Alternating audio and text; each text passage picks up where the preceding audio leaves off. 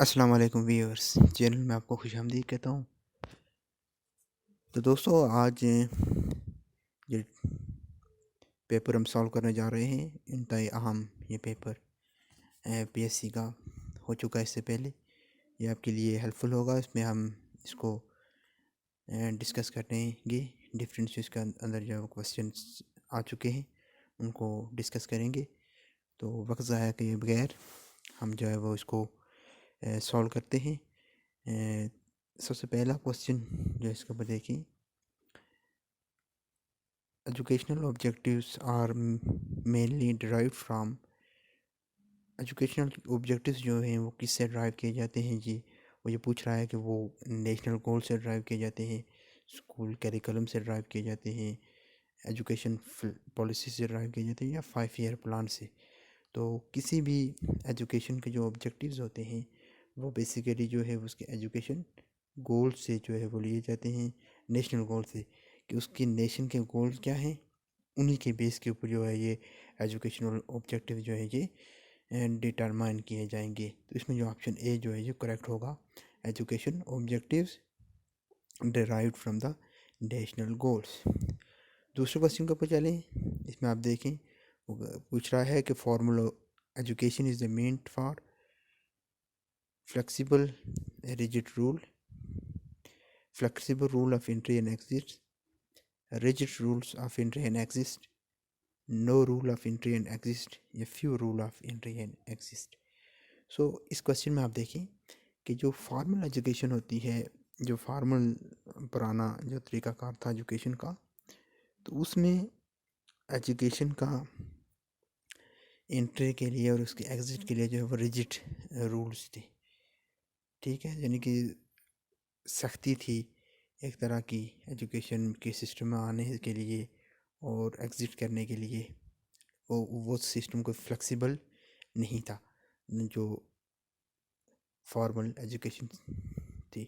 तो इसमें जो है ये ऑप्शन बी जो है ये करेक्ट होगा, रिजिड्स rules of entry and exit, कि उसमें रिजिड्स rule of entry and exit हुए।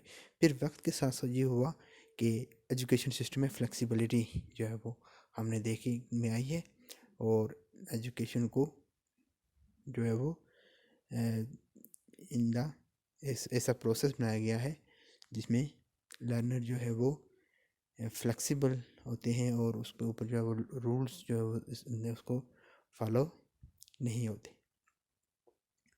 नेक्स्ट क्वेश्चन है, the education confined to education institution is. जो एजुकेशन इंस्टीट्यूशन के अंदर जो एजुकेशन हासिल की जाएगी एक बाकायदा सिस्टम के साथ, एक प्रोसेस के साथ, एजुकेशन का एक सेट करिकुलम होगा, एक टाइम भी उसमें सेट होगा कि इस टाइम के अंदर आपने ये एजुकेशन लेनी है, ये करिकुलम है इसका, ये रूल्स हैं, और एक जो है पूरा सिस्टम है उसके अंदर जो है वो आप एजुकेशन को जो है वो करेंगे। तो इसको जो है हम फॉर्मल एजुकेशन जो है ये कहेंगे। ये फॉर्मल एजुकेशन की डेफिनेशन है, तो इसमें ये आएगा फॉर्मल एजुकेशन।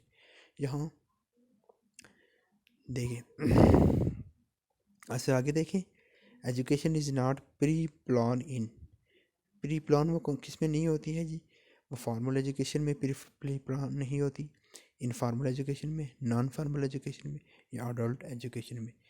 तो देखिए प्री प्लान मैंने जैसे आपको बताया कि फार्मल एजुकेशन जो होगी वो प्री प्लान होती है। वहाँ पे एक पहले से करिकुलम भी प्री प्लान है, वहाँ पर रूल्स और रेगुलेशन भी प्री प्लान है, टाइम भी पहले से प्लान किया गया है कि इस टाइम के अंदर आपने ये चीज़ें जो है ये सीखनी है, ये करिकुलम में इसको कवर करना है। तो सारी चीज़ें उसमें एक प्लान के तहत होती है, उसको हम फार्मल एजुकेशन कहते हैं। इस क्वेश्चन में वो ये पूछ रहा है कि कौन सी एजुकेशन जो इसमें होगी जिसमें एजुकेशन प्री प्लान नहीं होगी, तो वो इनफॉर्मल एजुकेशन होती है। इनफॉर्मल एजुकेशन जो जिसके लिए किसी इंस्टीट्यूशन का होना ज़रूरी नहीं है, किसी करिकुलम का होना ज़रूरी नहीं है, किसी टाइम पीरियड का होना ज़रूरी नहीं है, बल्कि ये थ्रू आउट द लाइफ शुरू से लेके आखिर तक जो है ये चलती रहती है। इसको हम कहते हैं कि ये इनफॉर्मल एजुकेशन है। तो इनफॉर्मल एजुकेशन में एजुकेशन जो है वो प्री प्लान नहीं होगी। नेक्स्ट है, epistemology deals with means knowledge, reality, values, culture. तो जो एपिस्टेमोलॉजी है ये फ़िलासफ़ी की एक टर्म है, फ़िलासफ़ी के अंदर इसको यूज़ होती है। तो ये इसका ताल्लुक़ होता है नॉलेज के साथ, नॉलेज के साथ इसका ताल्लुक़ होता है। ठीक है, एपिस्टेमोलॉजी उसका नॉलेज के साथ ताल्लुक़ होता है। यहाँ पे 2-3 हैं ये, इसमें से आप देख लिए। एक होता है इस एपिस्टेमोलॉजी जो है ये नॉलेज के साथ हो गया। एक होता है ओंटोलॉजी। ओंटोलॉजी का ताल्लुक़ जो है वो होता है रियलिटी से। ओंटोलॉजी जो है इसका ताल्लुक़ होगा रियलिटी से। तो ये भी क्वेश्चन में आ जाता है, तो इसको भी आप याद रखना है। ओंटोलॉजी रियलिटी से इसका ताल्लुक़ होगा। और एक होता है एक्सियोलॉजी। एक्सियोलॉजी का जो है वो होगा, ये एक्सियोलॉजी जो है ये वैल्यूज़ के साथ होगा। एक्सियोलॉजी वैल्यूज़ के साथ होगा। तो ये अपने तीनों जो है ये इसमें याद रखनी है। एपिस्टेमोलॉजी ये नॉलेज के साथ, दूसरा ओंटोलॉजी रियलिटी के साथ, और एक्सियोलॉजी जो है ये वैल्यूज़ के साथ डील करती है। तो इसमें जो है ये तीनों आपने याद रखने। नेक्स्ट है study of the great book is at the core of perennialism, essentialist, progressivism या रिकॉन्स्ट्रक्शनिज्म। तो जो ये फ़िलासफ़ी जो है ये इसके ऊपर बेस करती है कि ग्रेट बुक्स जो हैं, जो ओल्ड बुक्स हैं, ग्रेट बुक्स हैं, उनके ऊपर जो है वो एजुकेशन जो है वो बेस करनी चाहिए। तो ये जो पेरेनियलिज्म फ़िलासफ़ी है वो इसके ऊपर जो है वो डील करती है ग्रेट बुक्स। तो ये आपने याद रखना है कि ग्रेट बुक्स जो है उसको के ऊपर जो फ़िलासफ़ी है कि इसको एजुकेशन में होना चाहिए, इसके बेस के ऊपर एजुकेशन होनी चाहिए। तो ये पेरेनियलिज्म होगा जी, इसमें पेरेनियलिज्म फ़िलासफ़ी होगी। नेक्स्ट देखिए, नेक्स्ट क्वेश्चन है the major impact of Aligarh movement was. Aligarh की जो एक मोमेंट चली थी जिससे सर सैयद अहमद ख़ान के दौर में 1857 की इंडिपेंडेंस वार के बाद। तो वो आपको मालूम है कि उसमें जो है वो बेसिकली क्या था, वो पॉलिटिकल ट्रेनिंग थी, वो टीचिंग ऑफ इंग्लिश थी, सोशल एक्टिविटीज़ थी। तो वो जो थी वो पॉलिटिकल एक ट्रेनिंग थी, जो है उसका इम्पैक्ट क्या था, पॉलिटिकल ट्रेनिंग था। अंजुमन हमायत इस्लाम वाज एस्टेब्लिश। अंजुमन हमायत इस्लाम लाई गई थी जी। ये इस्लामिक वैल्यूज़, इस्लामिक्स एजुकेशन को प्रमोट करने के लिए 1877 में जो है इसको बनाया गया था। ये भी आपने याद रखना है। The objective of education according to the charter act. Charter act जो है, इंडियन चार्टर एक्ट जो है ये 1813 में जो है ये बना था चार्टर एक्ट। और ये एक इसमें क्या था जी, चार्टर एक्ट का इस्लामिक एजुकेशन थी, प्रीचिंग क्रिश्चियनिटी थी, टेक्निकल एजुकेशन थी, या प्रीचिंग हिंदुज़म था। तो ये चार्टर एक्ट जो था ये, जो कि ईस्ट इंडिया कंपनी उस वक़्त बरसर इक़्तिदार थी और उसका काबिज़ थी बरसगीर के ऊपर। तो उन्होंने जो चार्टर एक्ट जो बरतानिया की तरफ से यहाँ पे इम्प्लीमेंट किया गया था एजुकेशन के हवाले से, तो उसमें उन्होंने प्रीचिंग क्रिश्चियनिटी की जो है इसके ऊपर जो है वो फोकस किया। तो इसमें ऑप्शन बी जो है ये करेक्ट होगा। नेक्स्ट क्वेश्चन है जी, यूरिस्टिक मेथड इज़ मीन फॉर। अब यूरिस्टिक का जो मेथड है जिसका ये क्या है जी, यूरिस्टिक टू इन्वेस्टिगेट करना, टू शो, टू डू या टू एक्ट। तो इसमें जो यूरिस्टिक जो मेथड ऑफ टीचिंग है वो बेसिक होता है इन्वेस्टिगेट करना।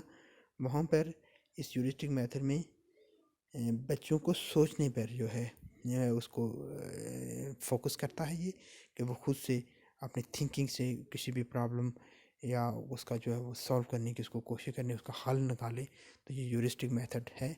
तो इसमें जो है ये टू इन्वेस्टिगेट होगा, ये भी आपने इसको क्लियर रखना है। नेक्स्ट जो है the Socratic method is the known as. सुकरात की मेथड को हम क्या कहेंगे जी, डिमोस्ट्रेशन मेथड कहेंगे, डिस्कशन मेथड कहेंगे, लेक्चर मेथड कहेंगे, या डियलैक्टिक मेथड कहेंगे। तो जो सुकरात का मेथड था उसमें ये ऑप्शन डी डियलैक्टिक मेथड होगा। ये डिस्कशन मेथड नहीं था, डिमोस्ट्रेशन नहीं था, लेक्चर नहीं था, बल्कि ये डियलैक्टिक मेथड था सुकरात का, इसका आपने। नेक्स्ट है the focus of cognitive domain is, cognitive domain का फोकस क्या है जी? मोटर स्किल है, इंटेलेक्चुअल स्किल है, फिजिकल स्किल है या डिस्कशन है? तो इसमें मैं आपको बता दूं कि ये जो कॉग्निटिव डोमेन है ये ब्लूम्स की जो टैक्सोनॉमी थी उसने लर्निंग को डिफरेंट डोमेन्स में जो है वो डिवाइड किया था। तो उसने कि जो 3 बड़े डोमेन्स में उसको क्या था, कॉग्निटिव डोमेन, एक साइकोमोटर डोमेन और अफेक्टिव डोमेन। तो जो इंटेलेक्चुअल स्किल्स की उसने बात की थी, मेंटल प्रोसेस की बात की थी, ऐसी नॉलेज जहाँ जिसमें जो है वो जहन का इस्तेमाल हो, इसका ब्रेन का इस्तेमाल हो, ब्रेन स्किल, तो उसको जो उसमें कॉग्निटिव डोमेन में रखा था। तो ये इसमें जो है इंटेलेक्चुअल स्किल जो है ये किसके होंगी? कॉग्निटिव डोमेन में होंगी। बाकी जो दूसरे भी इसको डिस्कस कर लेते हैं यहीं पर ही। तो जो मोटर स्किल है या फिजिकल स्किल है ये दोनों उसने कहा था कि साइकोमोटर डोमेन में जाएंगी। अगर इस क्वेश्चन में ये पूछा होता कि मोटर स्किल्स जो है वो किसके में फोकस किया गया है या फिजिकल स्किल का फोकस जो है वो किस कौन से डोमेन में किया गया है, तो इसमें आप लिखेंगे ये साइकोमोटर डोमेन जो है उसमें किया गया। और जो तीसरा है वो है उसमें वैल्यूज़ के बारे में जो है वो किया गया है। तो उसको जो है वो अफेक्टिव डोमेन जो है वो कहा जाता है। तो इसमें जो है वो इस वाले क्वेश्चन में इंटेलेक्चुअल स्किल्स का पूछा है, तो इंटेलेक्चुअल स्किल्स जो है वो कॉग्निटिव डोमेन से रिलेट करती है। नेक्स्ट क्वेश्चन है method based on the fact that the student learn association activity and cooperation is known as story telling, working on project, problem solving, office work record. तो दोस्तों मैं यहाँ पर आपको एक बात इसमें आप क्लियर रखें कि क्वेश्चन को गौर से देखें और जो इसकी मेन जो चीज़ें इस क्वेश्चन के अंदर रही उनके ऊपर आप उसको गौर करें और फिर उसको रिलेट करने की कोशिश करें कि इसमें से परफेक्ट आंसर जो है वो कौन सा होगा। पूछ रहा है method based on the fact that student learn, student कहता है कि वो लर्न करते हैं, किस तरह से लर्न करते हैं? विद एसोसिएशन एक्टिविटी से या कोऑपरेशन से जो है वो लर्न करते हैं। कोऑपरेशन से लर्न करते हैं, एक्टिविटी से लर्न करते हैं। तो ये कौन से मेथड में ये चीज़ जो है होगी? अब स्टोरी टेलिंग में देखिए, स्टोरी टेलिंग में तो ऐसी कोई बात नहीं है, वहाँ पर उसमें कोई एक्टिविटी तो नहीं होती। एसोसिएशन कोऑपरेटिव ये चीज़ें जो है वो उसमें नहीं होती। दूसरा इसमें देखिए सबसे जो करीब जो आंसर आ रहा है वो है आप देखिए इसको वर्किंग ऑन प्रोजेक्ट। जब बच्चों को कोई प्रोजेक्ट दिया जाएगा तो वहाँ पर वो एक्टिविटी भी करेंगे, एसोसिएशन ग्रुप वर्क भी, कोऑपरेशन करेंगे, एक दूसरे से तामन करेंगे, ग्रुप वर्क करेंगे और उस प्रॉब्लम को सॉल्व करने की कोशिश करेंगे। तो इसमें देखिए ये सबसे आंसर जो आ रहा है वो क्या है? Working on project. इसमें ये सारी चीज़ें ये होंगी।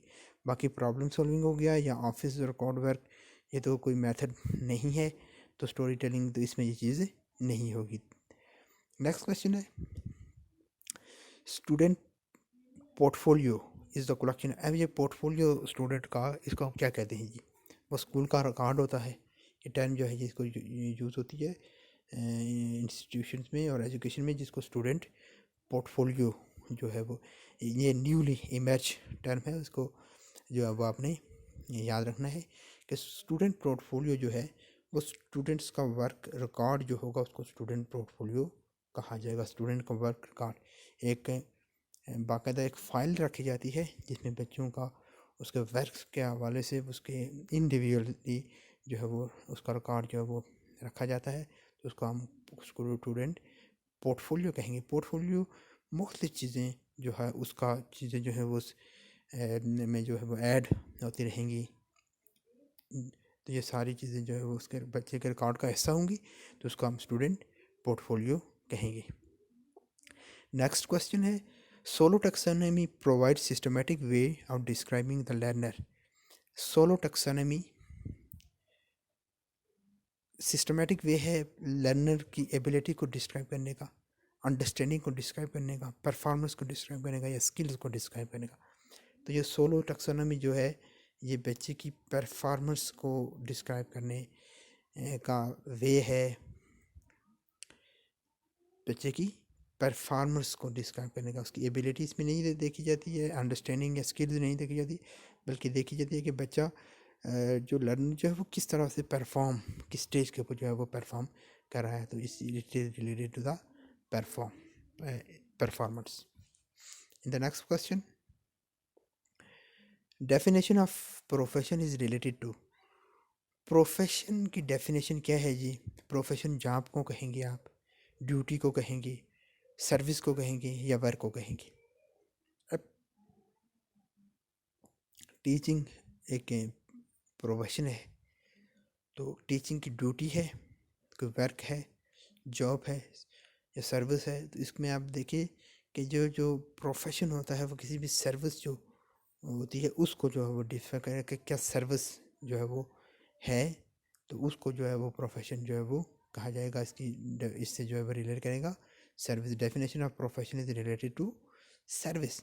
ये जॉब से या ड्यूटी या वर्क से जो है वो रिलेटेड नहीं करता, वो ये जो होगा service. Education psychology revolve around three areas: the learner, the learning process, and तीसरा।